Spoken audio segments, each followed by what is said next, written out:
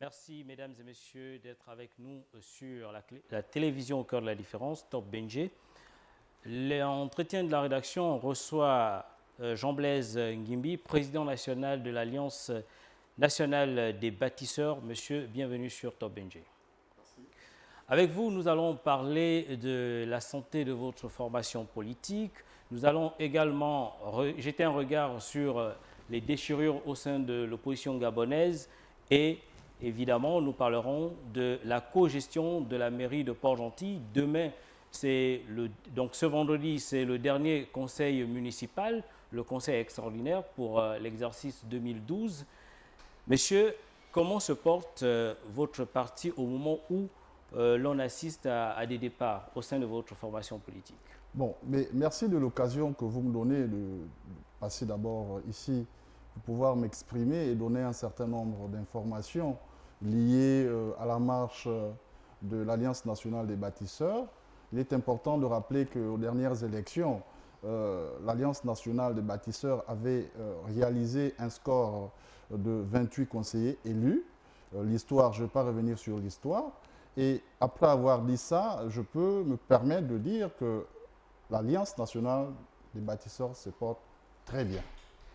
Quand vous dites très bien, c'est au niveau de l'Ogooué maritime ou sur l'ensemble du territoire parce que vous êtes le président national?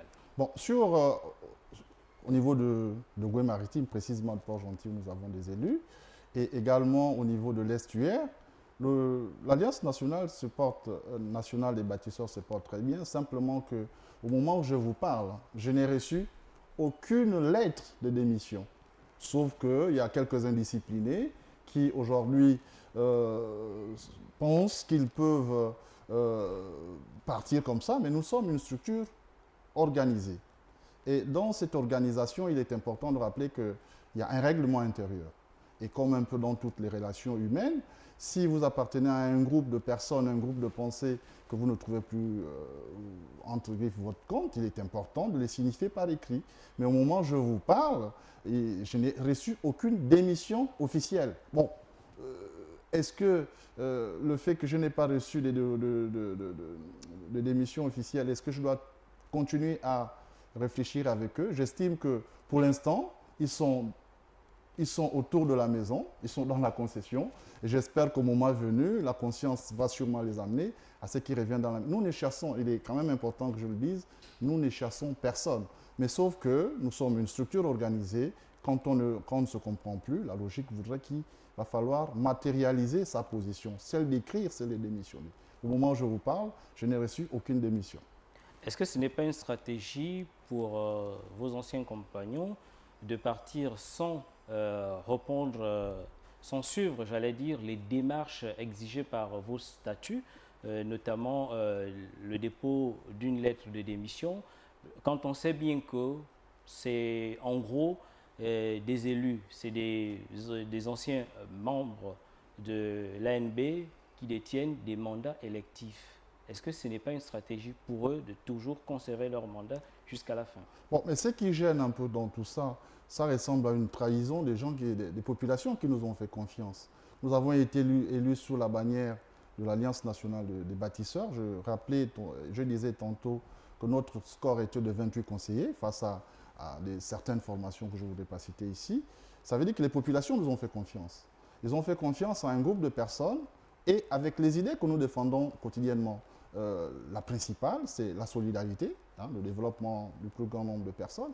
Et si aujourd'hui ces personnes-là trahissent les populations qui nous ont fait confiance, j'ai bien peur que le retour du bâton se fera naturellement par les populations qui estiment qu'elles ont été flouées par ceux-là qui auraient dû quotidiennement faire en sorte que notre projet, qui est celui qui place le bien-être de la population au centre de notre action, se matérialise. Bon, maintenant, puisqu'ils ont décidé de lever le pied, ils assumeront leur position actuelle.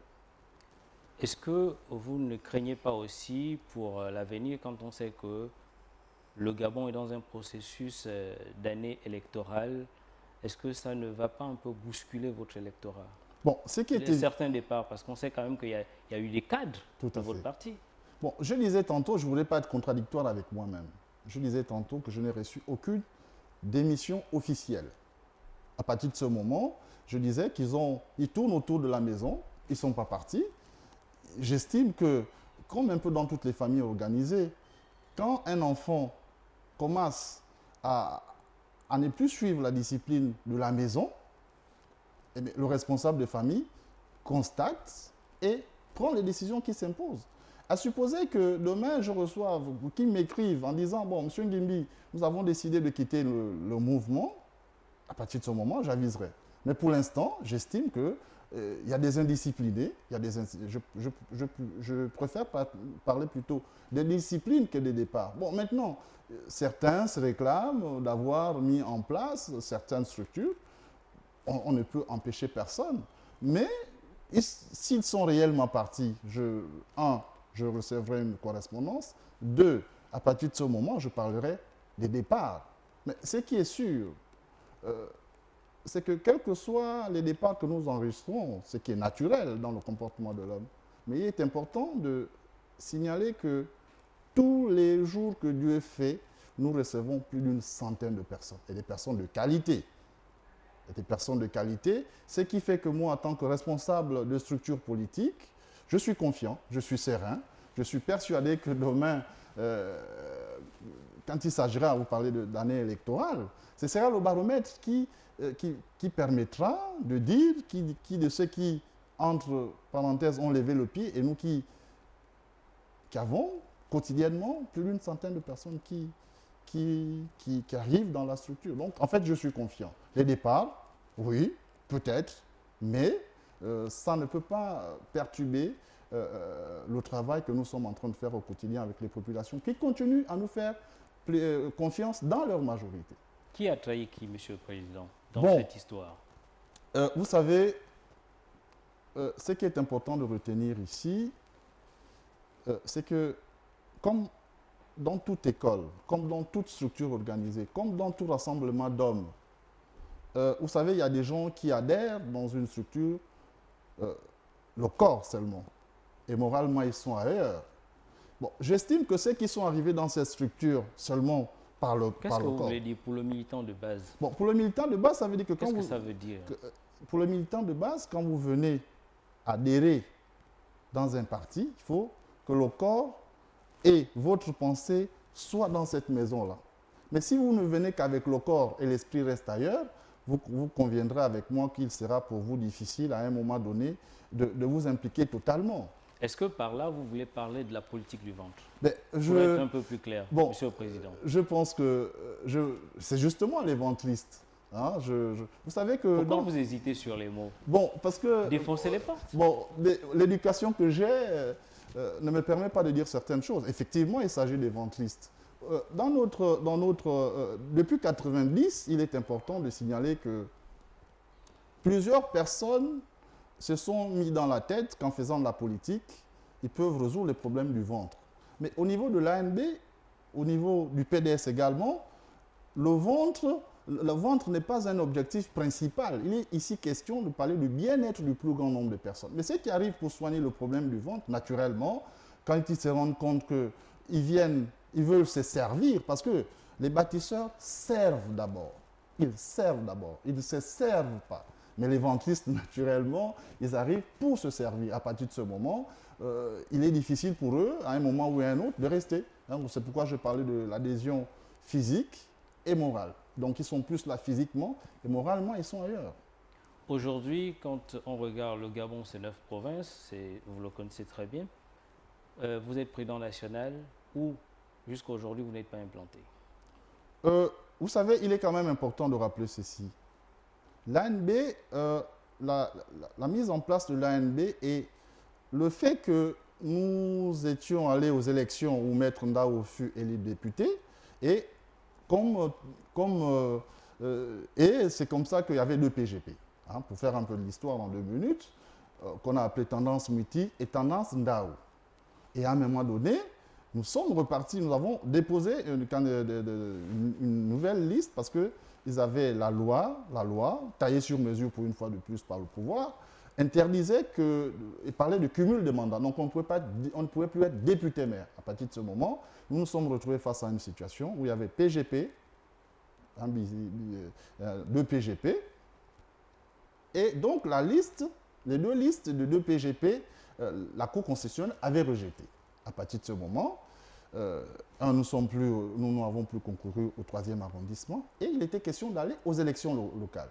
Le PDS n'étant pas légalisé, il était donc pour nous important de s'organiser en association à caractère politique. D'où la mise en place de l'Alliance nationale des bâtisseurs. Et donc l'Alliance nationale des bâtisseurs, évidemment, est implantée dans les 9 provinces. Et je peux dire que les bâtisseurs sont partout dans le Gabon. Donc en termes d'implantation, l'ANB est un parti national.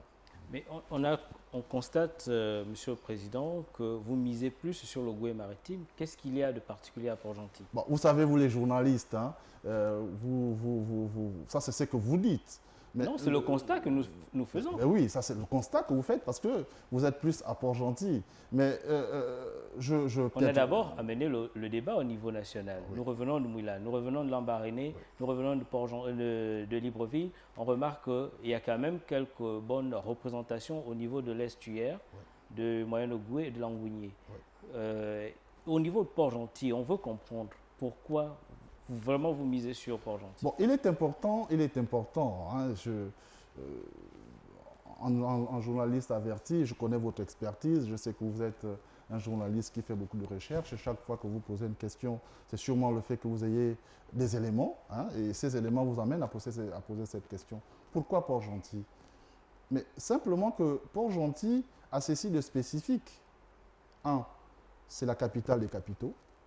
2, nous estimons que les cadres, les cadres bâtisseurs voudraient également faire en sorte que le plus grand nombre de Port-Gentil puissent profiter pleinement des richesses non seulement de cette province, et particulièrement de cette commune.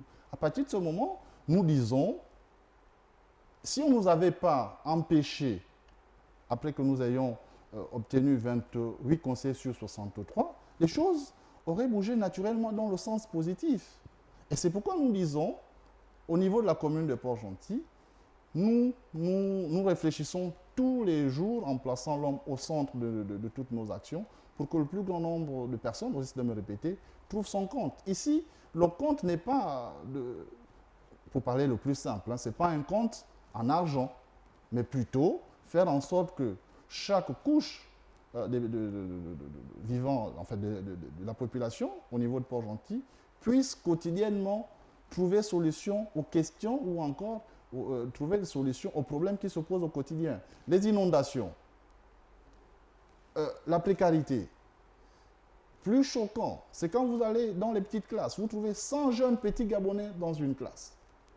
Et nous, au niveau des est-ce qu'à ce niveau, est-ce que ce n'est pas toute la classe politique confondue qui est un peu, qui regarde sans rien apporter de concret? Bah, nous apportons parce que nous réfléchissons tous les jours. Monsieur... Là, nous parlons de la mouvance présidentielle et de l'opposition. C'est pourquoi je disais tantôt que notre réflexion est basée sur l'homme. La société dans laquelle nous vivons interpelle les bâtisseurs quotidiennement. Parce qu'il est inadmissible, je pèse mes mots, il est inadmissible qu'en 2012, que la question que vous nous posez, pourquoi nous focalisons notre action, vous voulez, toute notre réflexion au niveau de Port-Gentil, simplement qu'il est inadmissible que Port-Gentil, qui est la capitale de capitaux, se retrouve dans cette situation, je pourrais dire, grave. À partir de ce moment, nous estimons qu'il est important de faire bouger les lignes. Mais, monsieur, l'ANB ou encore les bâtisseurs ou le PDS ne gère pas, n'est pas aux affaires à un niveau suffisamment élevé. Mais si demain vous donnez, monsieur, le pouvoir aux bâtisseurs, mais je ne voudrais pas parler comme Jésus qui avait dit, vous cassez, je construis demain, mais nous sommes, je pèse mes mots, vous nous donnez aujourd'hui la nation entre les mains, nous avons des ressources, nous avons des solutions appropriées à chaque problème de notre société. Mais la population a voulu vous donner aussi l'occasion, récemment, du côté d'Omboué, nous sommes là dans le Goué maritime, le pouvoir, parce que vous voulez récupérer aussi le pouvoir à tous les niveaux, même les pouvoirs locaux, les conseils les départementaux et les mairies. Qu'est-ce qui fait que l'opposition, du moins l'ACR, ait refusé de se présenter ou de participer à l'élection partielle d'Omboué? Voici ce qui s'est passé à Omboué. Vous savez, quand vous allez à une compétition où l'arbitre est également joueur, un. Deuxièmement, nous avons dit au niveau de l'ACR que sans biométrie, nous n'allons plus accompagner les autres à une élection. Et deuxièmement, comment vous imaginez que vous êtes candidat à une élection, mais votre nom, donc la voie la plus sûre, c'est la vôtre. Votre nom n'existe pas sur le fichier électoral. Mais si déjà vous n'êtes pas en mesure de vous voter vous-même, qui est l'une des voies les plus sûres, vous conviendrez avec moi qu'à partir de ce moment, il y a un gros souci.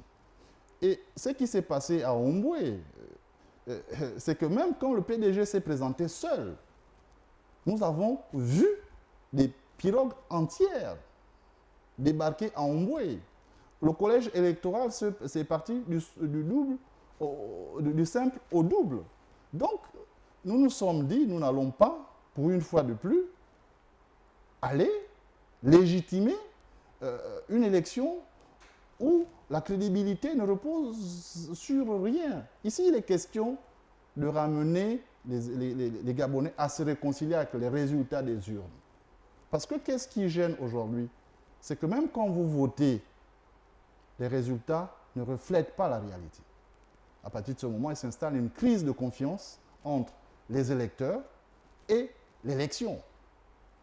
Mais est-ce que là, ce n'est pas vous-même, l'opposition, qui avez fait le lit au PDG en refusant de participer? Nous ne faisons aucun lit. Et quels sont les mécanismes, en dehors de la biométrie que vous réclamez depuis, quels sont les autres mécanismes que vous mettez en place ou que vous proposez au gouvernement qui gère le fichier électoral, qui gère les élections par l'entremise de la Commission nationale électorale? Quels sont les mécanismes que l'opposition propose en dehors de la biométrie qui est réclamée jusque-là, qui est presque déjà accordée? Qu'est-ce que vous faites pour que le pouvoir en place ne vous arrache plus les victoires? Parce que c'est pour rebondir sur vos propres mots. L'opposition réclame toujours ses victoires. Mais vous savez, cher monsieur,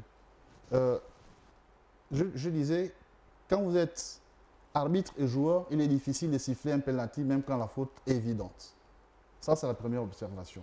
Deuxième observation, depuis 1990, l'opposition a fait un certain nombre de propositions. Mais il est évident aussi de remarquer que quand vous avez dans une nation un parlement monocolore, la biométrie ne suffit pas. Le maître Ndao l'a toujours dit. Toutes les institutions de notre pays sont entre les mains du pouvoir. Les PDgistes, les cadres PDgistes, pour les citer.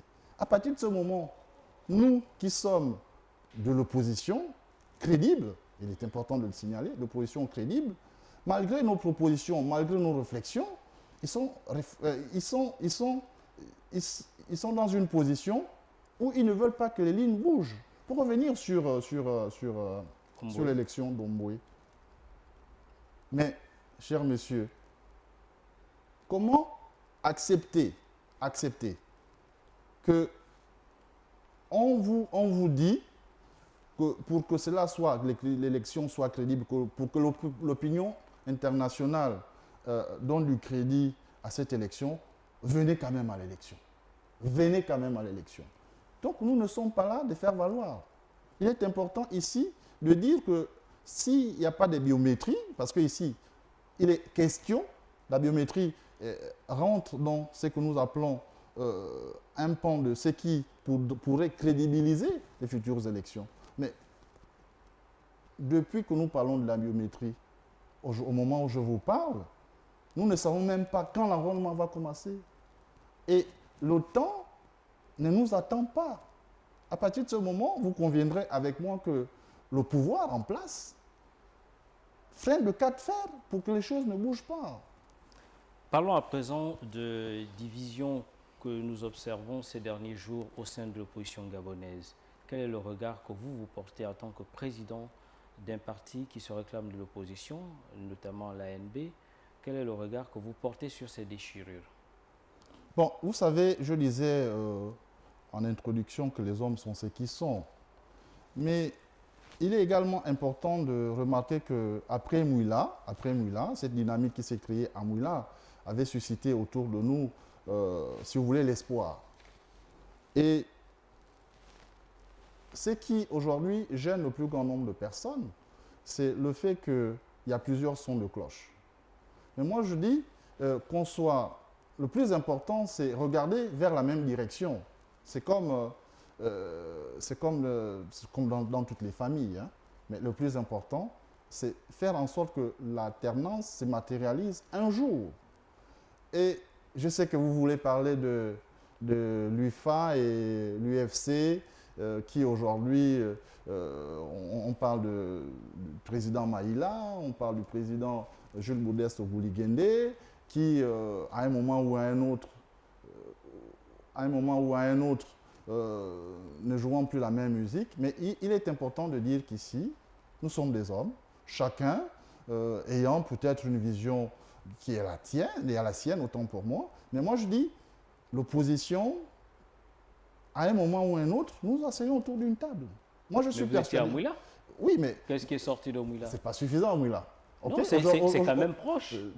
Aujourd'hui, quand on voit l'UEFA, on voit l'UFC, il y a l'ACR qui est resté un groupe de personnes dynamiques où la réflexion quotidienne fait que les gens qui sont dans ce regroupement de partis arrivent à regarder vers la même direction. Bon, il est aussi important de rappeler que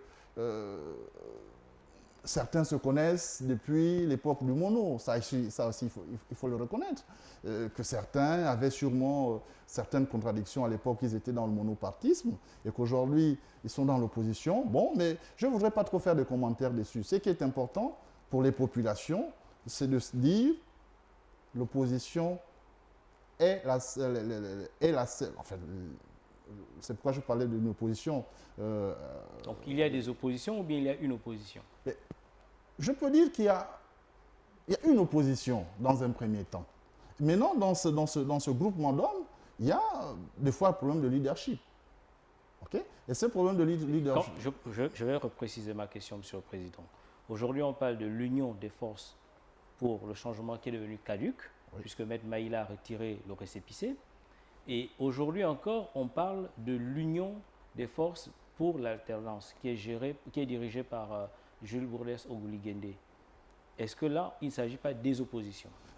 Pour prendre Malcolm X, qui disait à l'époque où il se battait aux États-Unis, après, il avait dit le combat reste le même, mais les stratégies doivent s'adapter aux mutations qui s'opèrent quotidiennement autour de nous. Donc c'est ce que vous faites aujourd'hui? Ben, je suis obligé de le dire.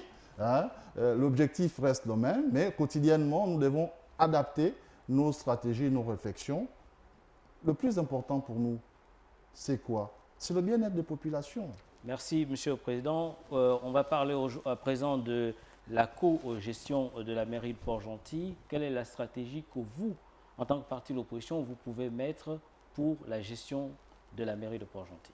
Il est important de rappeler qu'une institution comme la mairie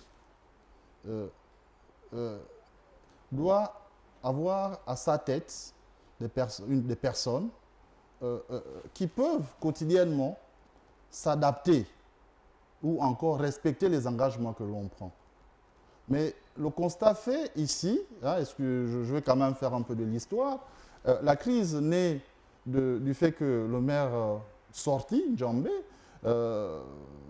avait créé du fait qu'il n'écoutait pratiquement personne, a amené le feu président Mamoundou, le maître Ndao et le monsieur Boukoubi à se dire, pour que Port-Gentil, il va falloir développer la ville. Monsieur Aperano fut donc retenu pour pouvoir faire en sorte que les choses aillent pour le mieux. Et monsieur Aperano fut élu au mois d'août. C'est son élection ou encore son choix. Ce n'est pas... C'est la majorité, donc les 28 conseillers de l'ANB et ceux de l'UPG qui ont décidé qu'il fallait laisser le PDG continuer ce mandat-là. donc M. Apirano, est élu au mois d'août.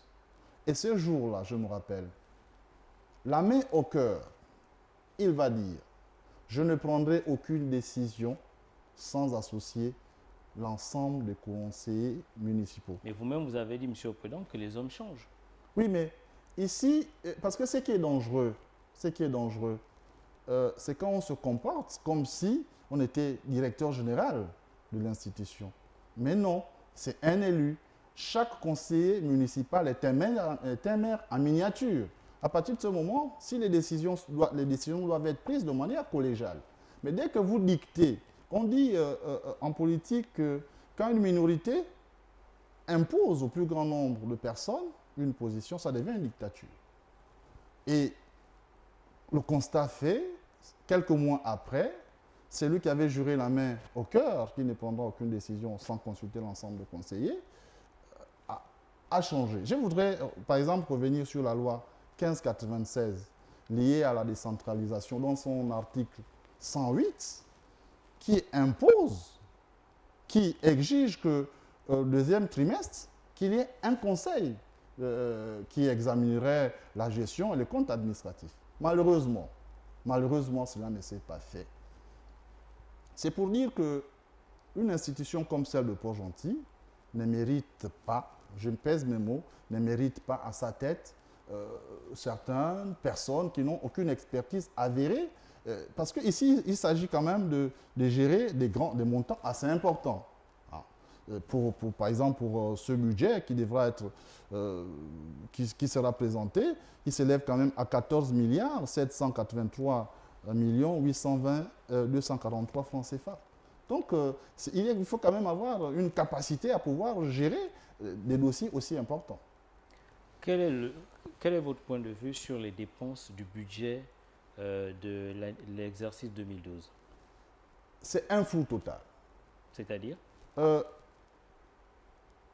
Nous avons en 2012, je vais citer quelques exemples, pour le cas de la construction de ces appartements au quartier sud, le budget était de 500 millions de francs CFA. Mais dans le budget primitif présenté pour l'exercice 2013, on nous parle de 700 millions. Comment vous imaginez que je vous remets à vous 100 francs et vous me dites que vous avez dépensé 200? À partir de ce moment, ce n'est pas clair. Nous avons, pour la construction, pour l'aménagement du marché LIPO, voté un budget de 200 millions de francs CFA. À ce jour, rien n'est fait. Il y a le marché, si vous voulez, le Camboiro, qui sert au plus grand nombre de personnes. Il y a des pavés d'une valeur de 500 millions qui auraient dû faciliter, si vous voulez, les conditions de vie de toutes ces personnes qui, au quotidien, se mettent à notre service. Parce que sans ces personnes, on n'aurait pas de nourriture. Est-ce que vous avez fait un tour au Camboiro pour vérifier si les travaux n'ont pas été exécutés? Cher monsieur, j'avoue que j'ai pleuré. Je suis assez sensible. J'ai vu une maman de plus de 60 ans baignant dans la boue et autour, une poubelle qui a mis je ne sais pas combien de jours, alors que on sait combien d'argent on met au niveau de Gabon Propre Service. Donc, c'est vous dire que, et je n'ai pas fini, il y avait 100 millions de francs CFA pour la construction des abribus. Au moment où je vous parle, rien n'est justifié. Le Conseil avait dit, puisqu'il s'agit aussi de faire du social, nous avons mis 200 millions pour la mise en place de la société de transport. Pourquoi nous avons mis 200 millions? Les bâtisseurs l'ont proposé. Qu'il est question ici de faire en sorte que même quand cette société se mettra en place, que le trajet ne soit pas élevé, que ça coûte 100 francs si vous partez on va dire de l'hôpital de Nchengue au Nouveau Port, vous payerez 100 francs. Donc, le coût serait supporté par cette subvention-là. À ce jour, 300 millions injustifiés. Vous avez parlé de vote de budget primitif. Demain, du moins ce vendredi, c'est le conseil municipal. Nous l'avons annoncé en ouverture de cet entretien. C'est quoi le budget primitif? Bon, je vais parler comme chez nous à la maison. Le budget, c'est la popote. Dans cette popote, comme le font si bien nos mamans, nos femmes, nos épouses, dans cette popote, on dit, ça là, c'est pour les médicaments. Ça là, c'est pour la nourriture. Ça là, c'est pour faire en sorte que si il y a un mariage, on va prendre ça dans telle somme. Ça là, c'est pour faire en sorte que quand la pluie arrive, on puisse acheter les bottes. Ça aussi, c'est pour faire en sorte que on a l'habitude de prendre un sac de riz, mais non, puisqu'on ne sait pas s'il va y avoir pénurie, donc on achète 2 sacs de riz. Donc, le budget, de manière plus simple, c'est la prise en compte de toutes les prévisions qui doivent se faire d'une période A à une période B. Voilà un peu ce que je peux dire sur le budget. Le conseil municipal ordinaire, j'y arrive, de ce vendredi, c'est le dernier de l'exercice 2012. Est-ce que vous ne craignez pas que vos anciens militants qui sont aujourd'hui indépendants, mais toujours conseillers municipaux, ne vous déroutent pas par rapport à votre position? Bon, je parlais de ventriste. Je parlais de ventriste. Ce qui va se passer, c'est que nous avons la majorité. Nous avons un nombre considérable de conseillers. Je parlais de 28, même si, comme je disais, n'ayant pas démissionné officiellement, ils traînent le pas, ils sont autour de la maison. Mais si demain, ces personnes-là ne s'alignent pas par rapport à la position qui sera la nôtre, ben, on fera le constat que ceux-là ont plutôt fait parler le ventre à la place des convictions et auront trahi les populations qui nous ont fait confiance. Et à partir de ce moment, on comprendra que sur le terrain, ces personnes auront du mal à expliquer leur position actuelle. Parce que ce qui est dangereux, nous avons même surpris certains qui continuent à parler sur le terrain au nom des bâtisseurs. Et comme le bâtisseur est une valeur ajoutée, donc chacun, à son niveau, voudrait... Peut-être parce qu'ils n'ont pas encore démissionné qu'ils parlent au nom des bâtisseurs. Bon, mais à partir de ce moment, vous savez, une fois vous dormez plus de 3 fois dehors, à la maison... C'est quoi l'image? C'est quoi l'image? Non, c'est pour dire qu'une fois vous commencez à dormir dehors, quand on demande aux enfants le chef de famille, il sait que bon, vous êtes déjà dehors assez souvent, et quand il s'agit de donner des conseils, on s'adresse plus à ceux qui sont tous les jours à la maison. Bon, l'Alliance nationale des bâtisseurs, ou les bâtisseurs en général, continue à... C'est une valeur ajoutée, pour parler de manière la plus simple. Quand vous dites à quelqu'un sur le terrain, au quotidien, que je suis bâtisseur, vous n'avez pas besoin de développer le reste. Il dit tout de suite, je suis avec vous. Pourquoi? Parce qu'à la tête des bâtisseurs, il y a une expertise, il y a une bibliothèque de cette nation, le Maître Ndao, que certains ont voulu traiter. Je ne voudrais pas revenir sur l'histoire, mais il est quand même important de le rappeler. Certains ont pensé qu'ils avaient le droit de dire certaines choses. Et ces mêmes personnes commencent à s'excuser. Moi qui vous parle, j'ai été traité de tous les noms d'oiseaux. Simplement que nous avons reproché à ceux-là la manière de faire. Et à partir de ce moment, nous estimons que 85% des populations de Port-Gentil se réclament être des bâtisseurs. Et c'est comme je disais en entrée, c'est ce qui nous rend sereins au niveau du PDS et au niveau de l'Alliance nationale des bâtisseurs. Et aussi, hier, je suivi un peu, vous avez reçu le porte-parole du président du PDS, du oui, PDS, du président du PDS. Bon, qui parlait de crise au niveau de l'ANB. Bon, c'est vrai qu'il y a, comme je disais, il y a certains indisciplinés, pour revenir sur ça, il y a certains indisciplinés. Bon, écoutez, nous les souhaitons bon vent. Nous souhaitons simplement bon vent. Dans le développement de la capitale économique du Gabon, pour vous, en tant que parti de l'opposition, en tant que bâtisseur, quelles sont les priorités quand vous regardez Port-Gentil? Quel est l'arrondissement ou quelle est la zone de Port-Gentil qui a besoin d'un développement réel, rapidement? Je parlerai d'abord du 4e arrondissement. Vous savez, quand on trahit les populations, à un moment ou un autre, les sanctions suivent. Pour citer le maire Ndjambé, élu du 4e arrondissement, maire de la commune de Port-Gentil, le 4e arrondissement est un arrondissement délaissé. Et nous plaçons le 4e arrondissement, là c'est le président national de l'ANB qui parle, ce n'est pas le conseiller du 3e arrondissement, c'est le président national de l'ANB qui parle. Nous plaçons le 4e arrondissement au centre de toutes nos réflexions. Parce qu'il est inadmissible, je dis bien inadmissible, quand on sait qu'en 2012, 14 milliards de budget ont été mis en place. Mais le 4e arrondissement n'a même pas profité d'un centimètre de route ou d'investissement. C'est grave. Donc, nous estimons que le 4e arrondissement mérite d'être au centre de notre réflexion et, partant, tous les autres arrondissements. Pour boucler cet entretien, Monsieur le Président national de l'Alliance nationale des bâtisseurs, l'ANB, pour vous, Monsieur le Président, on se regarde les yeux dans les yeux, comment auriez-vous géré la mairie si l'ANB était à la tête? L'ANB à la tête de la municipalité, je reviens sur la gestion collégiale. Il est important d'impliquer toutes les intelligences pour regarder vers une direction. La direction, c'est le développement harmonieux de notre cité.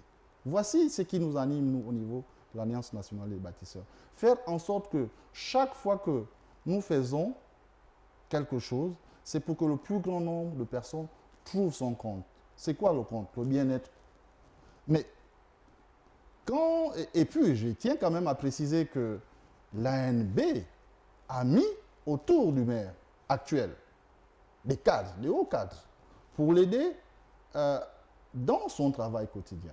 Et je voudrais également, pour terminer par rapport à la question, que toutes les réalisations qui se font ici et là, c'est vrai que le maire, c'est le capitaine du bateau, mais il est important de dire que l'Alliance nationale des bâtisseurs a dans toutes ces réalisations pratiquement plus de 60% des décisions, des délibérations qui ont été prises. Sauf que certaines choses ne sont pas allées à terme. Pour revenir à la question, l'ANB ou encore les bâtisseurs à la tête de la municipalité, nous allons faire en sorte que les besoins exprimés par les populations se matérialisent par les décisions que nous prendrons quotidiennement. C'était votre mot de fin, Monsieur le Président national de l'Alliance nationale des bâtisseurs, l'ANB. Donc, notre invité était Jean-Blaise Nguimbi. Monsieur le Président, merci d'être passé sur nos antennes. Merci.